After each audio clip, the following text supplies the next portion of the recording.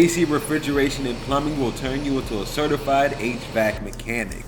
Learn how to install and service air conditioning, heating, and refrigeration systems. HVAC mechanics made on average $48,730 per year in 2019. Our program can also set you up to become an AC technician, HVAC engineer, or automotive HVAC technician.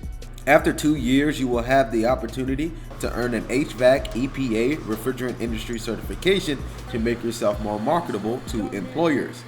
Sign up for the ACE Center today.